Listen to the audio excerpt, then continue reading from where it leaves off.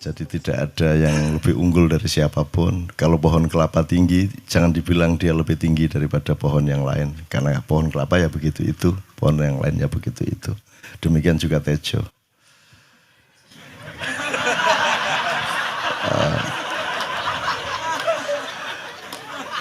Soal korupsi tadi saya sangat setuju ya Mas Tejo. Karena saya terakhir saya ditanya sama anak saya yang rampak tadi itu, yang kelas 3 SD. Ya milih mana, dunia ini banyak pencuri apa tidak ada pencuri. Dia bilang gitu. Wah ya ini apa dulu ini temanya, sehingga jawabannya nanti beda-beda, saya bilang gitu. Kalau ngomong doa aku, kalau ngomong wajarnya orang hidup di desa-desa, di kampung-kampung, kalau bisa nggak ada pencuri. Tapi kalau kita ngomong yang lebih luas, hakikat kehidupan ini juga memang pencuri itu memang dihakikatkan untuk ada sebagai bagian dari dialektika yang Allah ciptakan. Terus dia bilang gini, kalau saya memilih di dunia banyak pencuri, dia bilang gitu. Kenapa? Loh ya terserah kalau mau mencuri, karena sebenarnya kan ada pilihan untuk tidak mencuri, dia bilang gitu. Toh dalam hidupnya ada pilihan untuk berbuat baik. Gitu. Sampai wah di arek iki lumayan nih guys, sejajar karo Jojo Tejo ya. Waduh, sangat terbukti kan, hari malam ini kan terbukti kan. Gitu.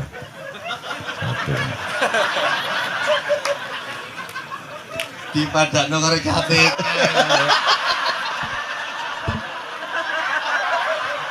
Enggak, saya enggak.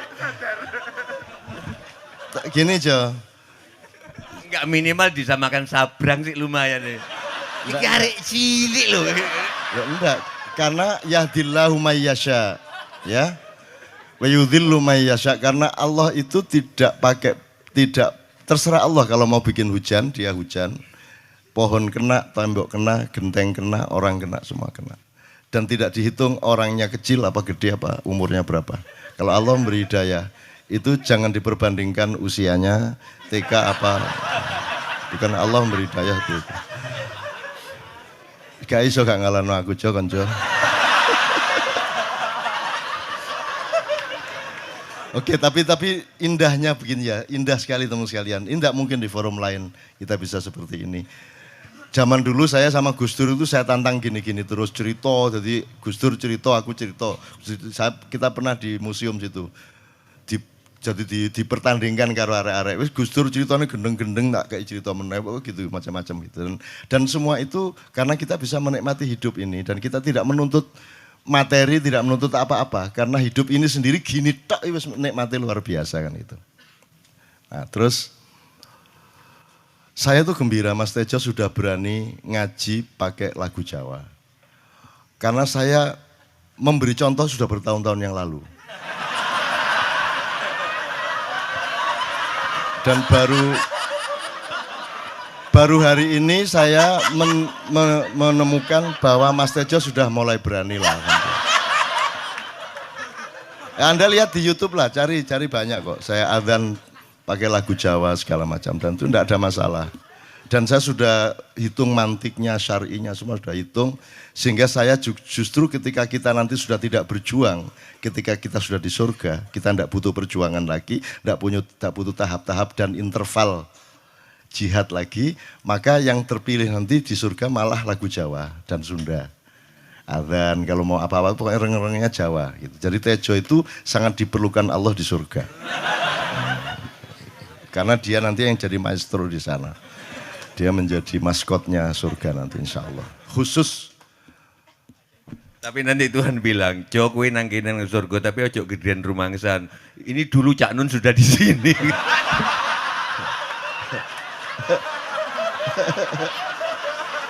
Terus aku kondo nang Tuhan asu ya.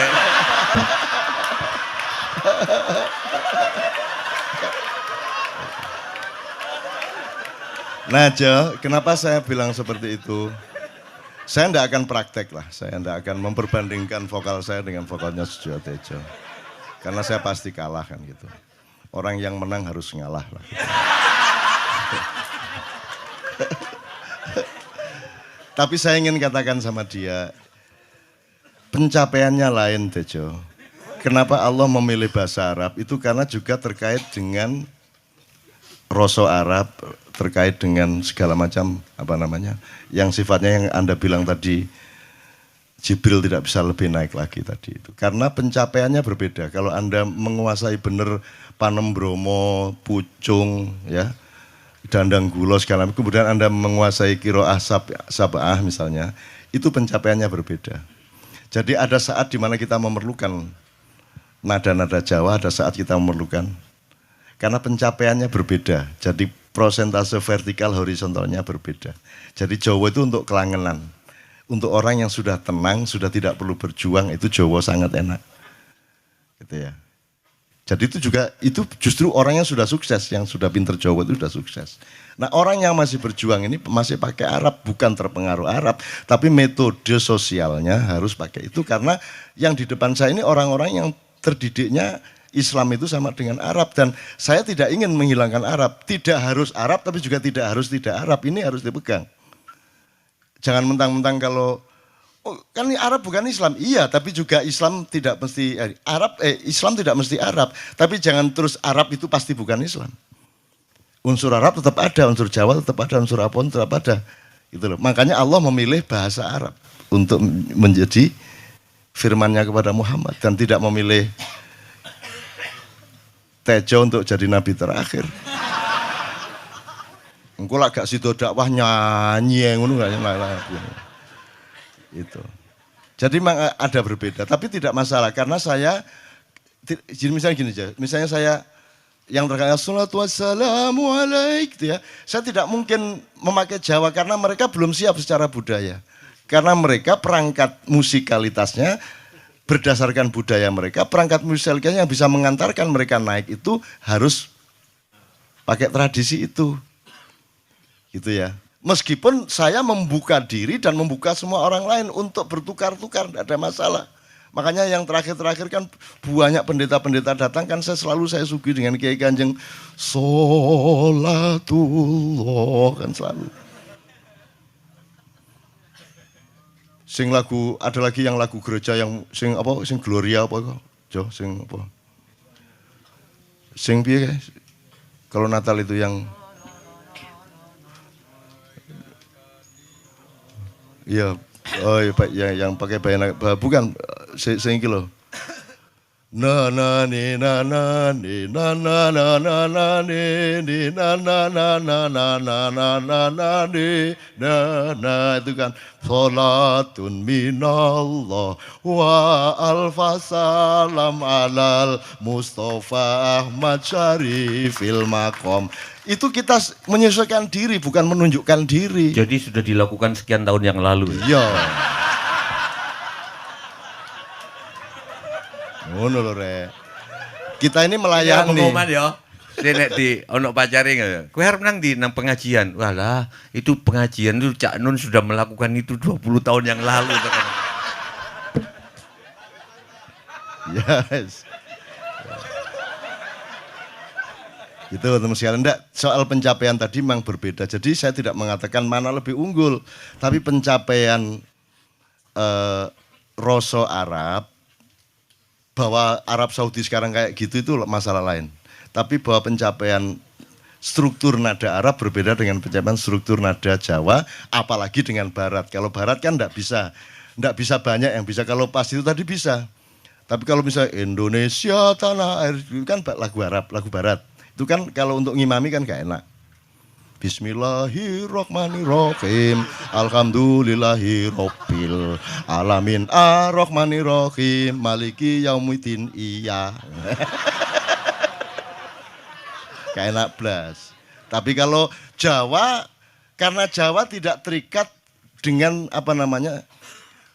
ideologi nada Barat, maka Jawa kan kalau Timur itu kan tidak ada barbar sebenarnya. Di Timur kan, Tejo tahu persis bahwa Timur itu begitu membuka diri. Musiknya bisa 4/4, lagunya 3/4. Dan itu di Timur eksplorasinya luar biasa. Jadi kalau lagu Sunda, lagu Jawa dipakai untuk ngimami bagus banget. Apalagi yang ngimami imam besar, Syekh Al-Mutawakil Sujewo Tejo. Mutafakun alaih. Yang mutafakun itu artinya orang bersepakat atas dia, gitu ya. Jadi jangan dijadikan mitos bahwa mutafakun alaih itu harus perawi-perawi hadis saja. Apapun saja, siapapun saja yang kita bersepakat dan mantap dengan kebenaran yang dia bawa berarti mutafakun alaih, kan begitu Ustaz? Itu. Kecuali yang baku kayak sallallahu alaihi wasallam itu enggak bisa dipakai yang lain. Itu kenapa? Karena kita ingin jimat kita ini utuh pada Rasulullah. Karena Rasulullah itu pusaka hidup kita. Kan gitu. Itu jangan dikurangi lah gitu. Jangan ditambahi, jangan dikurangi gitu. Ojo terus sujo tejo sallallahu alaihi wasallam. Ya gak enak ya. Gitu. Oke. Soal Novia enggak berkomentar saya. Soal situ iki tejo iki memang lananging jagat ya toh. Dia memang oleh Allah itu diberi anugerah luar biasa gitu. Tapi saya ingin mengingatkan Anda ada satu hal yang terakhir yang ini sebelum jam 3 teman-teman sekalian. Tadi kan saya sudah ngomong mengenai informasi dari Allah dan itu mulai hari ini mulai Anda bersyukur lah. Kalau enggak karena Allah kasih tahu kita enggak tahu loh. Makanya, nama Allah saja itu kalau kita enggak dikasih tahu kan kita enggak tahu. Dan pada hakikatnya Allah tidak bernama.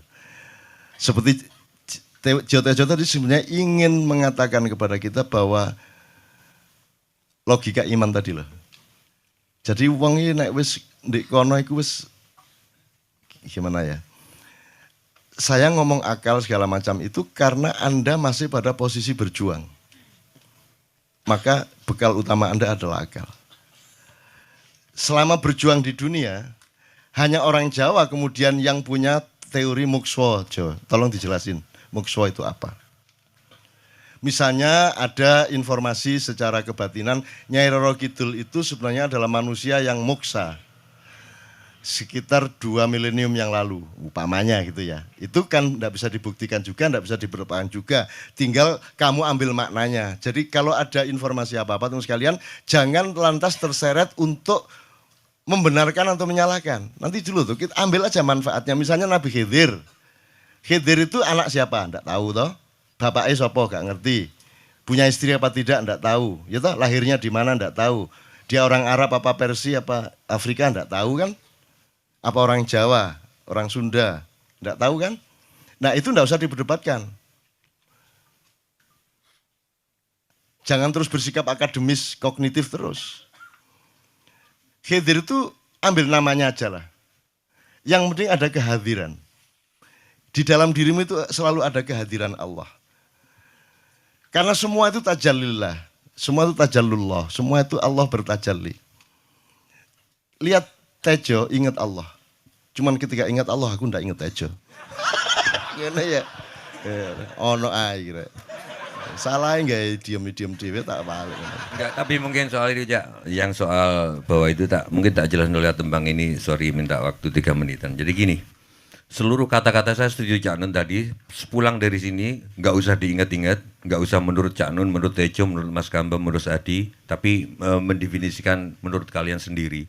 Karena seluruh apa yang kita katakan menurut orang Jawa itu adalah sampah. Habis ini kita udah ini omong seluruh omongan ini jadi sampah, yang bisa membuat itu tidak jadi sampah adalah interpretasi masing-masing pribadi. Jadi gini. Lang-langing driya lang-lang ramyon lengkang.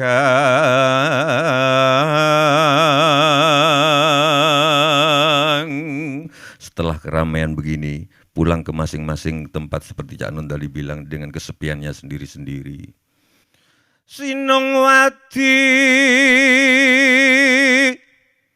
Sinongwati jagat kariyamong.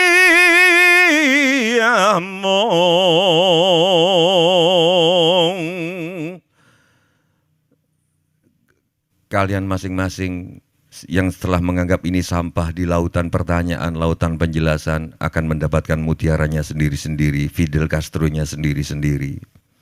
Mbak lumba ing segara anut. Seperti sampah-sampah yang kumambang di lautan, itulah kata-kata. Hong palelu lumut tamber ganggeng pale lumut tamber ganggeng